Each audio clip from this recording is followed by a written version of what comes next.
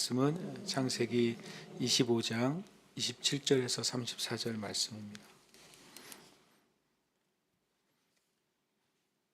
창세기 25장 27절에서 34절 말씀 함께 말씀 봉독하겠습니다. 그 아들들이 장성함에서는 익숙한 사냥꾼이었으므로 들사람이 되고 야곱은 조용한 사람이었으므로 장막에 거주하니 이삭은 에서가 사냥한 고기를 좋아하므로 그를 사랑하고 리브가는 야곱을 사랑하였더라. 야곱이 죽을 쑤었더니 에서가 들에서 돌아와서 심히 피곤하여 야곱에게 이르되 내가 피곤하니 그 붉은 것을 내가 먹게 하라 한지라. 그러므로 에서의 별명은 에돔이더라. 야곱이 이르되 형의 장자의 명분을 오늘 내게 팔라. 에서가 이르되 내가 죽게 되었으니 이 장자의 명분이 내게 무엇이 유익하리요. 야곱이 이르되 오늘 내게 맹세하라. 에서가 맹세하고 장자의 명분을 야곱에게 판지라. 야곱이 떡과 팥죽을 에서에게 주매 에서가 먹으며 마시고 일어나 갔으니 에서가 장자의 명분을 가볍게 여김이었더라. 아멘.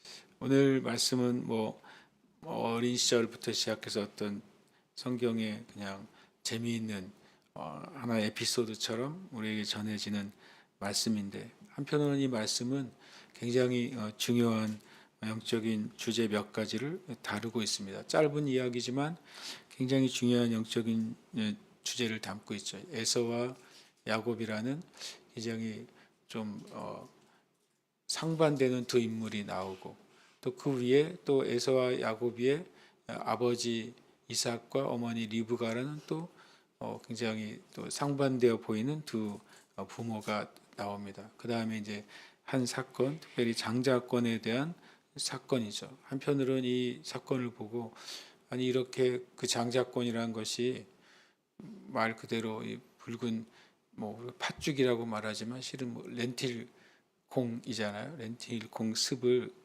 가지고 이렇게 주고받고 할 수 있는 것인가. 그래서 한편으로는 이 이야기를 그냥 재미있는 에피소드라고 생각하기도 합니다. 그러나 실은 굉장히 중요한 장면이고, 왜냐하면 아브라함에서 이삭, 그 다음에 이삭에서 이 야곱으로 갈 때에는 이삭이 아브라함의 계보로 되는 것은 큰 사람들이 크게 논란이 없습니다. 왜냐하면 이 하갈에게서 나온 이스마엘은 쉽게 말하면 온전한 자손이 아니었기 때문에. 그러나 이제 에서하고 야곱은 실은 분명한 이제 제대로 된 계열이잖아요. 그런데 불구하고 이제 에서가 구원의 역사에서 배제되고 야곱이 되는 과정이 여기서부터 시작이 되거든요. 그래서 그 때문에 굉장히 중요한 분기점이 되는 메시지가 됩니다. 이제 아이들이 장성함에 에서는 익숙한 사냥꾼이었으므로 들사람이 되고 야곱은 조용한 사람이었으므로 장막에 거주하니. 제가 어렸을 때 이제 이렇게 설교를 많이 들었어요. 에서는 익숙한 사냥꾼이고 들사람이 돼서 굉장히 외향적이고 그리고 남성스러운 사람이다. 야곱은 조용한 사람이어서 장막에 거주하니 마치 야곱은 집에서 어머니 가사를 돕고 빨래나 하고 설거지나 하는 그런 사람이다. 이렇게 이제 어렸을 때 들었던 기억이 있습니다. 그런데 생각해 보시면 이 야곱과 에서 사이 여러 가지 일들이 일어나는데, 그중에 야곱이 조용한 사람이고 장막에 거주하는 나이가 언제까지 있었다고요? 성경적으로는 77살까지라니까요. 77살까지 야곱이 그러면 어머니를 도와서 밥 짓고 빨래하고 가사일을 도왔다라고 이 말씀을 이해해야 되느냐? 그거하고는 완전히 다른 차원인 것이죠. 성경의 표현은 익숙한 사냥꾼이라는 표현은 성경의 창세기 10장에 처음 나오게 되는데요. 그게 누구를 표현할 때 한 말이냐면 바로 니므롯을 얘기할 때 이러한 표현이 나오게 됩니다. 창세기 10장 8절에 보면 구스가 또 니므롯을 낳았으니 그는 세상의 첫 용사라. 그가 여호와 앞에서 용감한 사냥꾼이 되었으므로 속담에 이르기를 아무는 여호와 앞에 니므롯 같은 용감한 사냥꾼이로다 하더라. 그리고 그가 들 사람이 됐다고 표현하는 것은 한 곳에 머물지 않고 끊임없이 이렇게 옮겨 다니는 삶을 사는 것이죠. 일종의 성경적으로는 이 들 사람의 표현은 육적인 사람의 표현입니다. 그러니까 실은 에서는 사냥꾼이고 또 들 사람이고 육적인 사람이죠. 그리고 에서라는 이름 자체가 이사우 에사브라는 히브리어로 표현되기 때문에 그것이 거칠다, 털이 많다 이런 뜻을 가지고 있습니다. 에서란 자체는 붉다라는 뜻보다는 털이 많다라는 뜻이에요. 나중에 에서의 별명이 에돔이라고 했을 때 그때 에돔이 붉다라는 뜻으로 단어가 됩니다. 근데 야곱은 조용한 사람이다. 실은 오히려 이삭이 표현적으로 보면 조용한 사람에 가까웠어요. 왜냐하면 처음에 리브가가 이삭을 만났을 때 이삭의 모습이 뭐였습니까? 저녁에 들에서 묵상하는 모습으로 등장을 하거든요. 그래서 이삭이 어떻게 보면은 이 야곱과 같은 조용한 사람이라는 표현과 더 가깝습니다. 표현적으로는. 그리고 장막에 거주했다라고 표현합니다. 실은 그 아버지의 대들은 다 장막에 거주했죠. 아브라함도 장막에 거주했고 이삭도 장막에 거주했습니다. 그게 무슨 말이냐면 실은 장막에 거주했던 아브라함이나 이삭의 직업이 뭡니까? 실은 양을 치는 목동이잖아요. 그러니까 실은 믿음의 조상들은 신기하게도 직업적으로는 다 목자들이었다는 사실을 우리가 알 수 있습니다. 아브라함도 목자였고 이삭도 목자였습니다. 그런데 이 야곱과 에서 중에 누가 목자겠습니까? 야곱이 목자입니다. 목자였다는 사실을 알 수 있는 것이 나중에 베델에서 하나님을 만나고 바단 아람으로 가서 라반의 집에서 몇 년이나 양을 칩니까? 20년 또 양을 칩니다. 근데 양을 치는데 양을 너무 잘 치죠. 나중에 야곱이 라반에게 자기에 대해서 이제 자기의 말을 이제 컴플레인을 할 때 뭐라고 합니까? 20년 동안 양을 치는데 삼촌의 양이 하나도 손해를 안 봤다 그랬어요.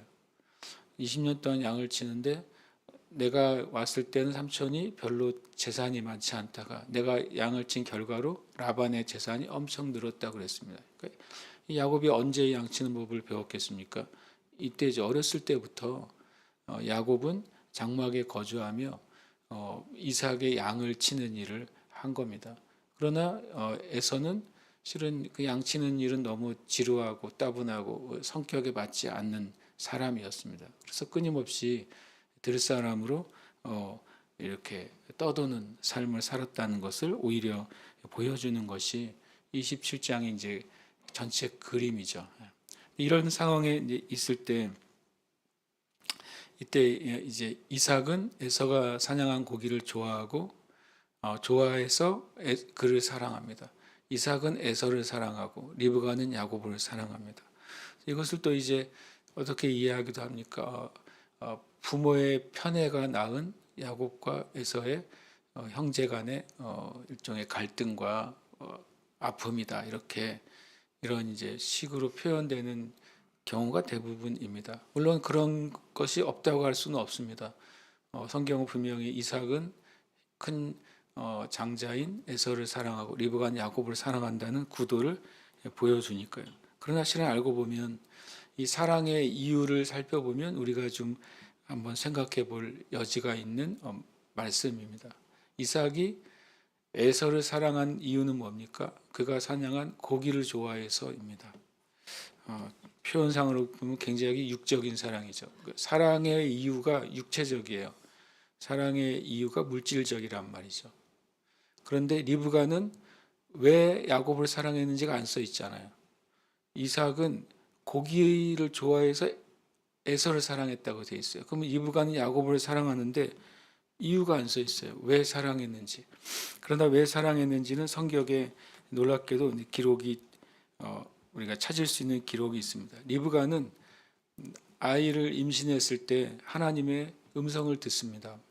창세기 25장 22절 23절에 이렇게 말씀하세요. 이 아이들이 그의 태 속에서 서로 싸우는지라 그가 이르되 이럴 경우에는 내가 어찌할꼬 하고 가서 여호와께 묻습니다. 이 태중에 쌍둥이가 있는 것 같은데 둘이 막 가만히 있질 않고 엄청 어머니를 괴롭힐 정도로 심한 거예요. 그랬더니 하나님의 말씀이 뭡니까? 여호와께서 그에게 이르시되 두 국민이 내 태중에 있구나. 두 민족이 내 복중에서부터 나누이리라. 이 족속이 저 족속보다 강하겠고 큰 자가 어린 자를 섬기리라 하셨더라. 리브가는 태중에 있을 때 두 아이가 있는데 태어나기 전에는 누가 누군지 알 수 없잖아요. 그러나 하나님이 말씀하셨죠. 둘째가 실은 하나님이 선택한 자라고 분명히 말씀하셨어요. 큰 자가 어린 자를 섬기게 될 거라고 분명히 말씀하셨잖아요. 그런데 두 아이가 태어났습니다. 그런데 첫 아이는 굉장히 분명히 사냥꾼으로 산을 맡고 굉장히 외향적인 것도 사실이고, 그리고 더 남성적인 것도 사실이고, 그리고 남편인 이삭이 그 아이를 굉장히 사랑하는 것도 사실이에요. 그런데 성경은 리브가는 야곱을 사랑했다라고 표현합니다. 그것은 뭐 때문이겠습니까?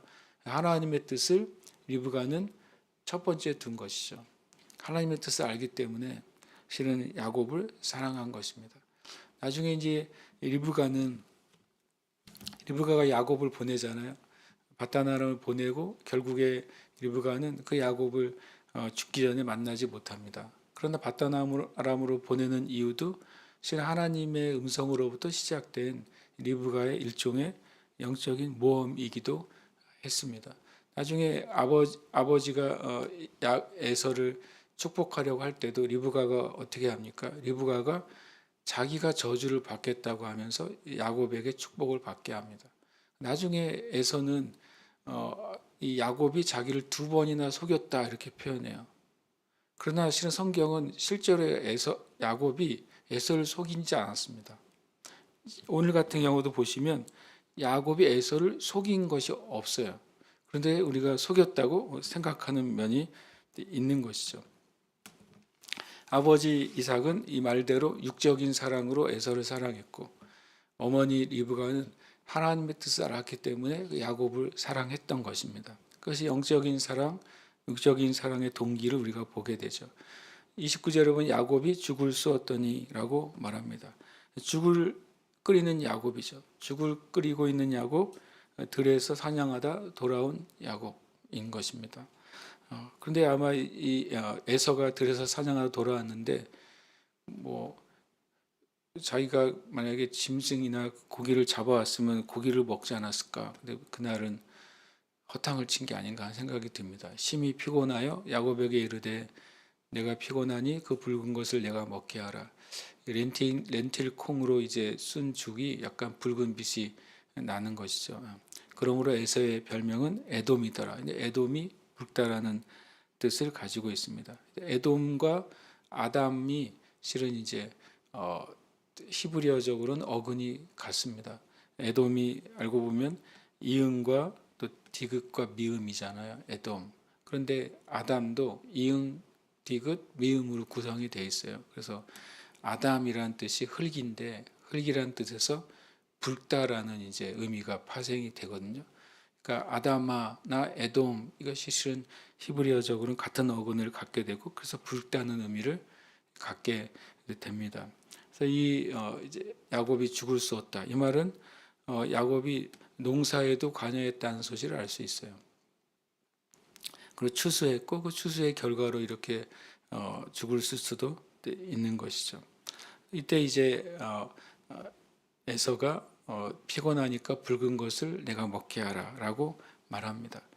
그때 31절에 놀라운 말을 합니다. 에서가 그냥 달라고 할 때 야곱이 줄 수 있는 문제인데 야곱이 이르되 형의 장자의 명분을 오늘 나에게 팔라라고 하는 굉장히 재미있는 요구를 합니다. 그때 에서가 내가 죽게 되었으니 이 장자의 명분이 내게 무엇이 유익하리요. 그러고서 그걸 팔겠다고 합니다. 야곱이 이르되 오늘 내게 맹세하라. 그러니까 에서가 맹세하고 장자의 명분을 야곱에게 팝니다. 실은 이제 이 장자의 명분이라는 게 이렇게 간단하게 한마디 말로 주고받을 수 있는 것인가? 라고 이제 우리가 하는 생각을 갖게 됩니다. 그러나 31절, 32절, 33절은 일종의 굉장히 영적인 그림인 것이죠. 바로 말은 성경 안에서 말은 실제인 것입니다. 말은 영적인 실제고 그 말로 선포된 것은 실제가 되는 것을 보여주는 아주 중요한 사례 중에 하나가 바로 이 야곱과 에서의 대화인 것이죠. 그리고 우리가 뒤에 이 말씀에 야곱의 에서에 대해서 뭐라고 평가하냐면 에서는 장자의 명분을 가볍게 여기는 자였다고 말합니다.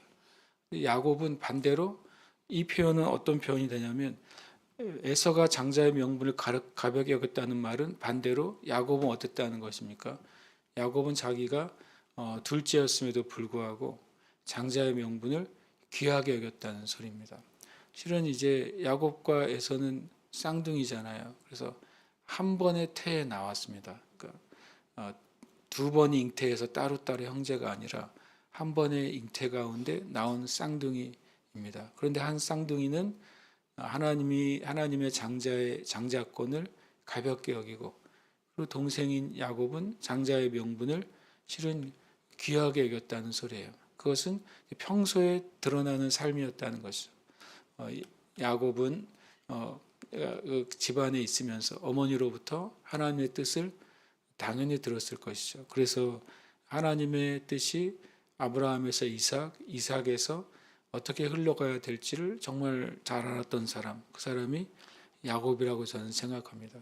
왜냐하면 이 아브라함에게 주었던 축복이 똑같이 이삭에게 주어졌기 때문에 실은 이 야곱이든 에서든 하나님의 축복이 무엇이었는지는 다 압니다.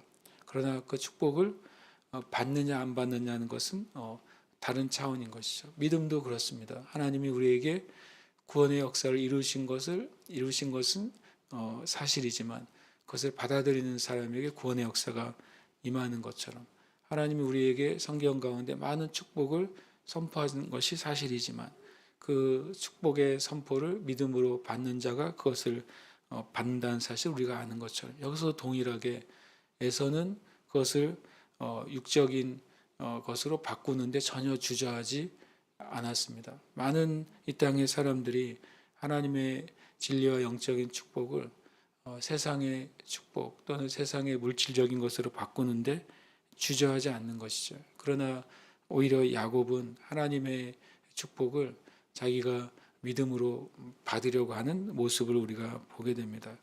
저와 여러분이 누구의 것을 내가 가져온다라는 개념이 아니라 하나님의 것을 귀하게 여긴다는 그런 마음을 저 여러분이 갖기를 축복합니다.